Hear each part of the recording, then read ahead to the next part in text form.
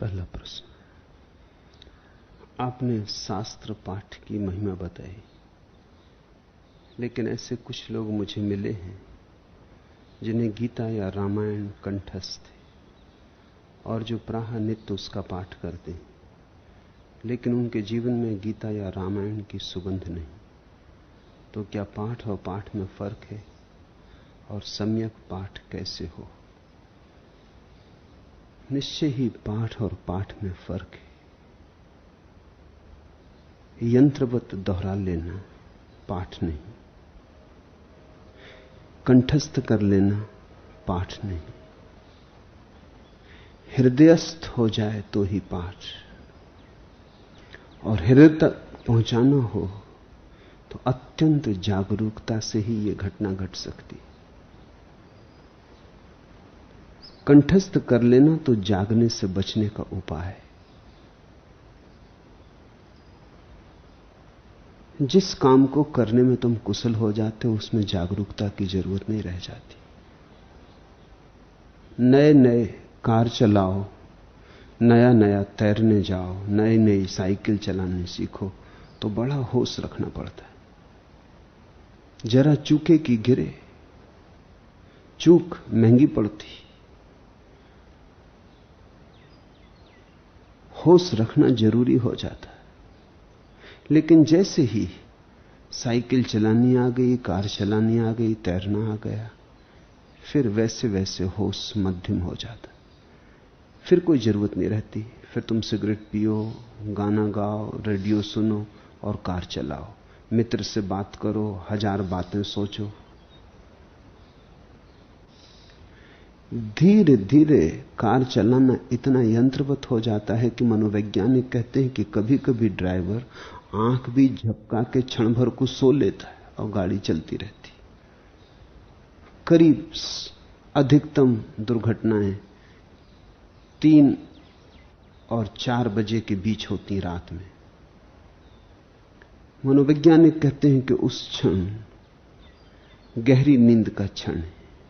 Driver की आंख झपक जाती और वो सोचता है सपने में कि उसे राह दिखाई पड़ रही।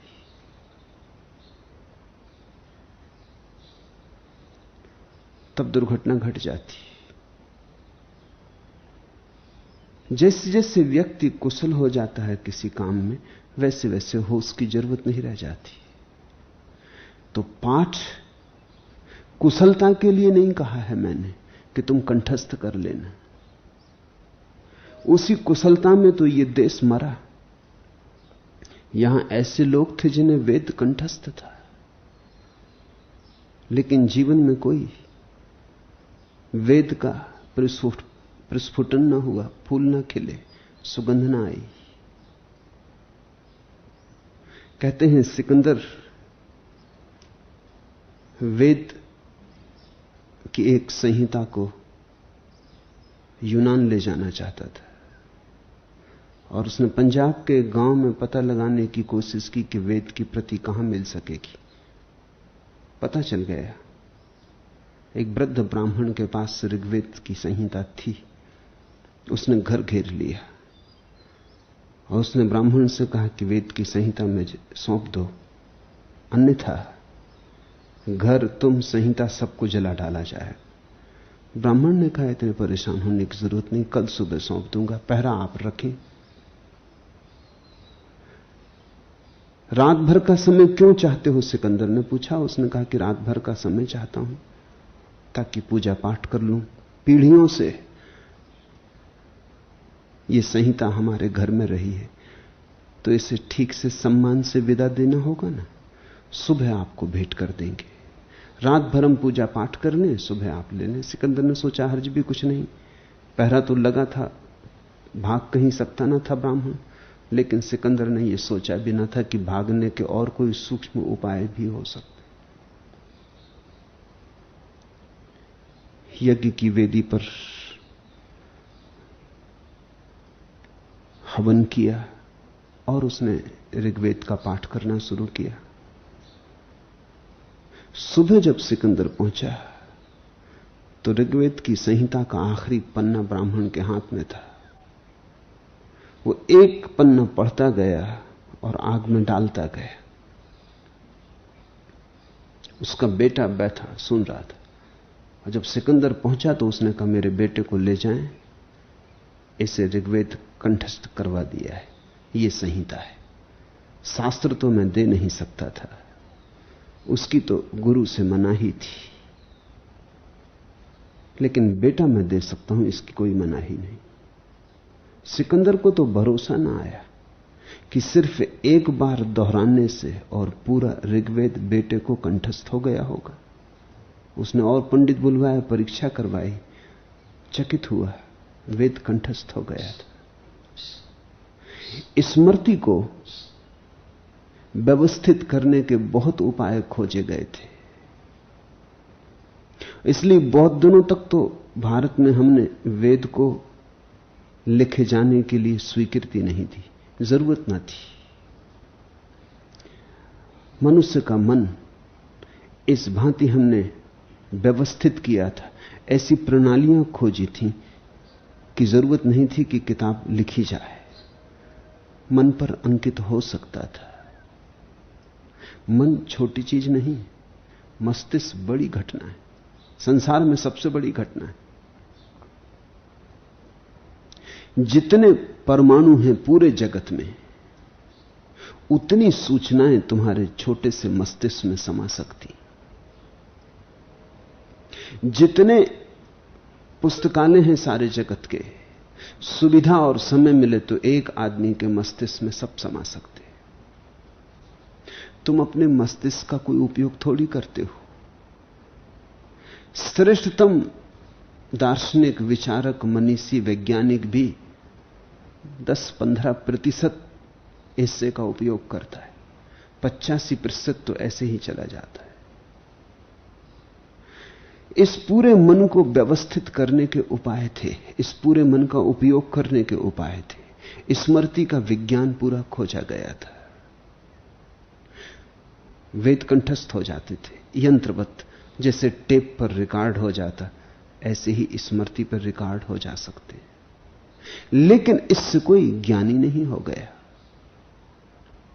वेद कंठस्थ हो गया, इसका अर्थ इतना ही हुआ कि मनुष्य यंत्रवत दोहरा सकता है, तोता हो गया, ज्ञानी नहीं हो गया। उद्दालक ने अपने बेटे श्वेतकेतु को कहा है कि बेटा एक बात स्मरण रखना, तू जा रहा है गुरु के घर, उसको जान के लौटना जिसको जानने से सब जान लिया जाता है। बेटा बहुत परेशान हुआ, उसने सब जान लिया, लेकिन उसका तो कोई पता ना चला जिसको जानने से सब जान लिया जाता है। वो निष्णात होकर, वेद में पारंगत होकर, सभी शास्त्रों का ज्ञाता होकर घर लौटा। बाप ने आते ही पहला प्रश्न किया, वो डरा भी था मन में कि कहीं वही बात ना पूछे। उसे जान लिया जिसे जानने से सब जान लिया जाता है। श्वेतकेतु ने कहा, क्षमा करें गुरु, जो भी जानते थे सब जान के आ गया हूं। जितने भी शास्त्र उपलब्ध हैं सब जान के आ गया हूं, आप परीक्षा ले लें। परीक्षा देकर आया हूं, उत्तीर्ण हुआ तो लौट सका हूं, लेकिन उसकी तो कोई पता नहीं चल सका कि जिसको जानने से सब जान लिया जाता है। तो उसके बाप ने कहा, फिर से जा वापस, क्योंकि हमारे घर में नाम मात्र के ब्राह्मण नहीं हुए। हमारे परिवार में सदा से वस्तुतः ब्राह्मण होते रहे, नाम मात्र के ब्राह्मण नहीं। जो ब्रह्म को जाने वही वस्तुतः ब्राह्मण है।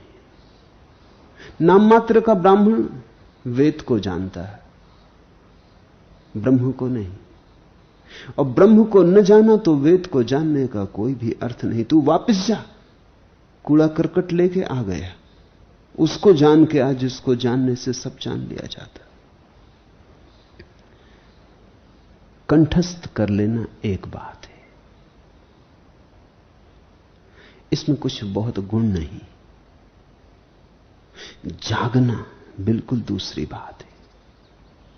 कंठस्थ करने से तुम्हारी सूचनाओं का संग्रह बढ़ जाता है, जागने से तुम्हारे चैतन्य में क्रांति घटती, जागने से दिया जलता, जागने से तुम प्रकाशित आलोकित होते, जागने से तुम बुद्ध होते, जागने से वेद कंठस्थ हो या न हो, तुम जो कहते वही वेद हो जाता। तुम्हारा शब्द शब्द वेद बन जाता। तो पाठ पाठ में भेद है। तुम पढ़ सकते हो गीता, कुरान, बाइबल, और ऐसे पढ़ते रहो रोज रोज, तो लकीर पर लकीर पड़ती रहेगी। रसरी आवत जात है, सिल पर पड़त निशान। वो तो कुएं पर भी, पत्थर पे भी निशान बन जाता है, कोमल सी रस्सी के आने जाने से। रोज रोज दोहराओगे तो निशान बन जाएंगे, तुम्हारे मस्तिष्क में धारे खिंच जाएंगे। उन धारों के कारण स्मृति पैदा हो जाएगी। स्मृति बोध नहीं है, ज्ञान नहीं है। तो फिर कैसे पाठ करोगे? पाठ ऐसे करना कि जब दोहराओ वेद को तो दोहराना ना बने, ये दोहराना ना हो। जब आज फिर पढ़ो तुम गीता या कुरान को, तो ऐसे पढ़ना जैसे फिर नया, जैसे कभी जाना ही नहीं। और जाना है भी नहीं, जान ही लेते तो पढ़ने की आज जरूरत क्या पड़ती। अब तक नहीं जाना, इसलिए तो पाठ की जरूरत है। जाना नहीं है, कल तक चूक गए, आज फिर प्रयास करते हो। प्रयास नया हो, प्रयास बहुत जागरूक हो। वेद को दोहराओ या कुरान को, दोहराते वक्त पीछे साक्षी खड़ा रहे। दोहराने में खो मत जाना, साक्षी पीछे खड़ा रहे और देखता रहे कि तुम वेद पढ़ रहे, कुरान पढ़ रहे, दोहरा रहे। साक्षी पीछे खड़ा देखता रहे। तो कभी जब पढ़ते पढ़ते साक्षी पूरा होता है, तो तुम जो पढ़ते हो उससे थोड़ी ज्ञान होने वाला है। तो पढ़ना तो बहाना था, निमित्त था। वो जो पीछे जाग के खड़ा है, उसके जागते जागते ज्ञान होता है। इसलिए जरूरी नहीं कि तुम वेद ही पढ़ो, पक्षियों के गीत भी सुन लोगे अगर जाग कर रोज, तो पाठ हो जाएगा। झरने की कलकल सुन लोगे अगर बैठ कर रोज, तो पाठ हो जाएगा। ख्याल रखना, वेद के पढ़ने से थोड़ी ज्ञान का जन्म होता है। पढ़ना तो एक निमित्त है, कोई निमित्त तो बनाना ही होगा ताकि साक्षी बने। साक्षी को जगाने के लिए निमित्त है, और वेद से प्यारा निमित्त कहां खोजोगे? कुरान से और ज्यादा मधुर निमित्त कहां खोजोगे? क्योंकि कुरान आया किसी ऐसे व्यक्ति के चैतन्य से जो ज्ञान को उपलब्ध हो गया था। कुरान के इन वचनों में मोहम्मद की चेतना थोड़ी ना थोड़ी लिपटी रह गई है। मोहम्मद का स्वाद इनमें होगा ही। मोहम्मद के शून्य से उठे हैं ये स्वर। मोहम्मद का संगीत इनमें होगा ही। वेद उठे हैं ऋषियों की अंतः प्रज्ञा से। तो जहां से उठती है चीज, वहां की कुछ खबर तो रखती ही होगी। गंगा कितनी ही गंदी हो जाए, तो भी गंगोत्री के जल का कुछ हिस्सा तो शेष रहता ही है। अच्छे उपकरण है, लेकिन ध्यान रखना उपकरण है। असली काम जागने का है। इधर गीत दोहराते रहना, वेद का, कुरान का, बाइबल का, उधर पीछे जाग के देखते रहना। डूब मत जाना, बेहोश मत हो जाना, नहीं तो पाठ हो जाएगा, स्मृति भी बन जाएगी। एक दिन ऐसी घड़ी आ जाएगी कि तुम बिना किताब को सामने रखे दोहरा सकोगे, लेकिन उससे तुम्हारे जीवन में क्रांति घटित न होगी। पाठ पाठ में निश्चित ही भेद है।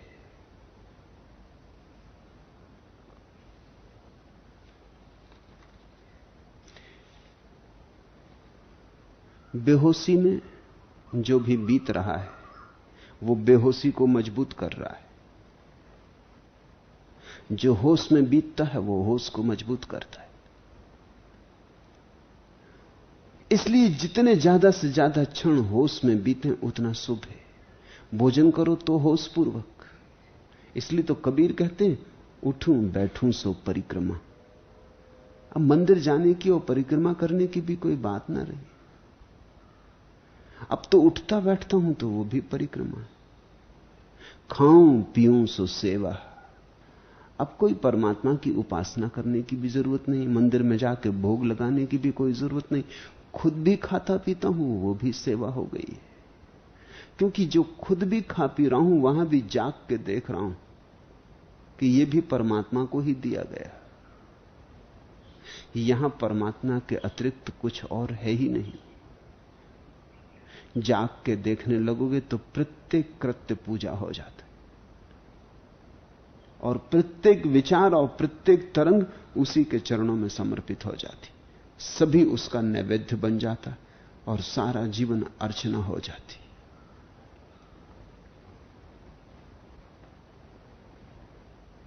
लो एक क्षण और बीता, हम हारे युग जीता। बेहोशी में गया क्षण तो हार गए। लो एक क्षण और बीता, हम हारे युग जीता। होश में गया क्षण कि तुम जीते युग हारा। लो एक क्षण और बीता, हम हारे युग जीता। ओंठों के सारे गम आंखों में कैद, चांदनी के सिर का एक बाल और हुआ सफेद। धूप की नजर का एक अंक और बढ़ गया, सपने के पैरों में एक कांटा और गड़ गया। रोते रहे राम, अतीत में समा गई सीता। खत्म हुई रामायण, अब शुरू करो गीता। लो एक क्षण और बीता, हम हारे युग जीता। लेकिन चाहे रामायण खत्म करो और चाहे गीता शुरू करो, सोए सोए चला तो सब व्यर्थ चला जाएगा। सोया सो खोया, जागा सो पाया। तो जब मैं पाठ की महिमा के लिए कहा हूं तो ध्यान रखना, मैं तो चाहता हूं तुम्हारा पूरा जीवन पाठ बने। गीता, कुरान, बाइबल सुंदर है, लेकिन उतने से काम ना चलेगा। जीवन तो एक अविच्छिन्न धारा है। घड़ी भर सुबह पाठ कर लिया और फिर 23 घंटे भटके रहे, भूले रहे, बेहोश रहे, यह पाठ काम ना आएगा। ये तो ऐसा हुआ कि घर का एक कोना साफ कर लिया और सारा घर गंदा रहा, कूड़ा करकट उड़ता रहा, ये कोना कहीं साफ रहेगा? ये तो ऐसा हुआ कि सारा शरीर तो गंदा रहा, मुंह पे पानी के छींटे मार लिए, मुंह साफ सुथरा कर लिया। ये कुछ धोखा दूसरे को दे रहे हो, दे दो, ये खुद को धोखा काम ना आएगा। धर्म तो अविच्छिन्न धारा बननी चाहिए। सुबह उठे तो उठने में होश, स्नान किया तो स्नान में होश, फिर बैठ के पूजा की, पाठ किया तो पाठ में, पूजा में होश। सुंदर कृत्य है। फिर दुकान गए तो दुकान पर होश, बाजार में रहे तो बाजार में होश, घर आए तो घर में होश, सोने लगे तो सोते आखिरी आखिरी क्षण तक होश। शुरू शुरू में तो ऐसा रहेगा कि जागने में भी होश खो जाएगा। कई बार पकड़ोगे छूट जाएगा, मुट्ठी बंधेगी ना, बिखर बिखर जाएगा। पारे जैसा है होश, बांधो की छितर छितर जाता, लेकिन धीरे धीरे मुट्ठी बंधेगी। तब तुम चकित होगे कि जागने में तो होश बना ही रहता है। एक दिन अचानक तुम चौंक कर पाओगे कि नींद लग गई और होश बना है। उस दिन ऐसा अभूतपूर्व आनंद होता है। उस दिन बांसुरी बज उठी, उस दिन वैकुंठ के द्वार खुले, उस दिन स्वर्ग तुम्हारा हुआ। जिस दिन तुम सो जाओगे रात में और होश की धारा बहती ही रही, तुमने देखा अपनी देह को सोए हुए, अपने मन को स्लथ, थका हुआ, हारा हुआ पड़े हुए। जिस दिन तुम नींद में भी जाग जाओगे, बस फिर कुछ करने को ना रहा, परिक्रमा पूरी हो गई। जागने में तो अब जाग ही जाओगे जब सोने में जाग गए। साधारणता तो हम जागे भी जागे नहीं, सोए। होना इससे उल्टा चाहिए। कहता हूं, रे मन अब नीरव हो जा, ससर सर्प के सदृश जहां है उत्स वहां पर सो जा। साखी बनकर देख, देह का धर्म सहज चलने दे। जो तेरा गंतव्य वहां तक चलकर कौन गया है। गल जाने दे स्वर्ण रूप में, उसे स्वयं ढलने दे। जाना कहीं है भी नहीं, कब कौन गया है। अगर तुम सहज साक्षी बन जाओ तो स्वर्ण खुद ढल जाता, आभूषण बन जाते, परमात्मा खुद ढल आता, सरक आता और तुम दिव्य हो जाते, तुम बुद्ध हो जाते। कहता हूं रे मनव नीरव हो जा, ससर सर्प के सदृश जहां है उत्स वहां पर सो जा। और उत्स तो तुम्हारा चैतन्य है, उत्स तो तुम्हारा जागरण भाव है। आए हो तुम गहन जागृति से, उतरे हो परमात्मा से, वही है तुम्हारे जड़ों का फैलाव। जहां है उत्स वहीं पर सो जा, साखी बनकर देख, देह का धर्म सहज चलने दे। साखी तुम बन जाओ। ये दो शब्द समझ लेने जैसे हैं, साखी और सखी। बस दो ही मार्ग हैं, या तो सखी बन जाओ, वो प्रेम का मार्ग, या साखी बन जाओ, साक्षी बन जाओ, वो ज्ञान का मार्ग। और जरा सा फर्क है सखी और साखी में, एक मात्रा का फर्क है, कुछ बड़ा फर्क नहीं।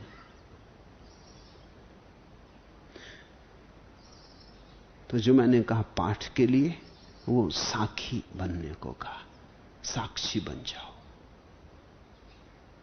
और तब तुम चकित होगे, तब तुम्हारा कोई झगड़ा न रह जाएगा कि कोई गीता पढ़ रहा, कोई कुरान, कोई धम्मपद, कोई झगड़ा न रहा। अगर तीनों ही साखी को साध रहे तो कोई झगड़ा न रहा, क्योंकि घटना तो साखी से घटने वाली है, कुरान पढ़ने से नहीं, न गीता पढ़ने से।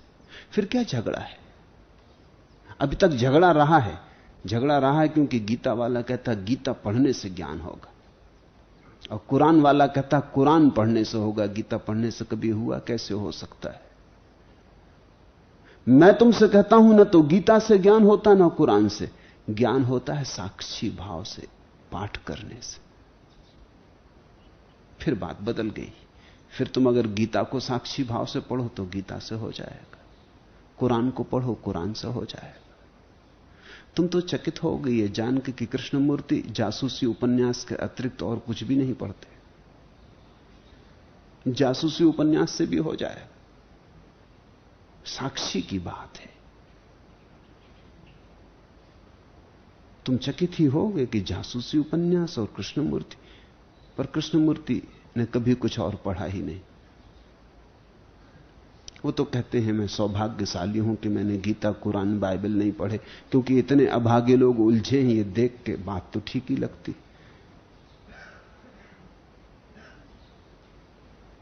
तो जासूसी उपन्यास ही पढ़ते रहे, पर वहीं से हो जाएगा अगर होशपूर्वक पढ़ा। अगर तुम फिल्म भी होशपूर्वक देख लो जाके तो ध्यान हो रहा है। तुम कहां हो, क्या कर रहे, इससे कोई भी संबंध नहीं। कैसे हो, जागे हो कि सोए, बस इतना स्मरण रहे। अगर जागे नहीं हो तो परमात्मा तुम्हारे द्वार पर दस्तक देता है और लौट लौट जाता है, तुम्हें सोया पाता है। तुम दस्तक सुनते ही नहीं। तुम नींद में सुनते भी हो तो कुछ का कुछ समझ लेते हो। आकर चले गए क्षण बार बार, होकर उदार कब कितने चले गए। बजी खिड़कियां, हिली पुखड़ियां, कलियों पर कुछ छाए। मैंने देखा सूर्य किरण से दौड़ द्वार तक आए, किंतु लगे दरवाजे देखे ठिठक गए वे मौन। गुपचुप के संवादों जैसे लौट गए वे कौन। सूरज ढले गए आकर चले गए, वे खाकर चोट गए वे आए लौट गए। क्षण बार बार होकर उदार कब कितने चले गए। प्रभु तो आता प्रतिपल, तुम जागते नहीं, मिलन नहीं हो पाता। प्रभु तो आता प्रति किरण, प्रति श्वास, प्रति धड़कन हृदय की, लेकिन तुम सोए होते, मिलन नहीं हो पाता। जैसे मैं तुम्हारे घर आऊं और तुम गहरे सोए और घर राटे भरते, तो मिलन कैसे होगा। प्रभु से मिलना हो तो जैसा प्रभु जागा है ऐसा ही तुम्हें जागना होगा। जागने का जागने से मिलन होगा, जागते का सोते से मिलन नहीं होता। तुम सोए पड़े, मैं तुम्हारे पास बैठा, तुम्हारे सिर पर हाथ रखे बैठा, तो भी मिलन नहीं होता। तुम सोए, मैं जागा। दो सोए व्यक्तियों के बीच मिलन होता नहीं, एक जागे एक सोए के बीच भी मिलन नहीं होता। दोनों जागें तो ही मिलन होता। साक्षी बनो और तब तुम पाओगे कि जो भी तुम कर रहे धीरे धीरे सभी पाठ हो गया। दूसरा प्रश्न, मानव जीवन में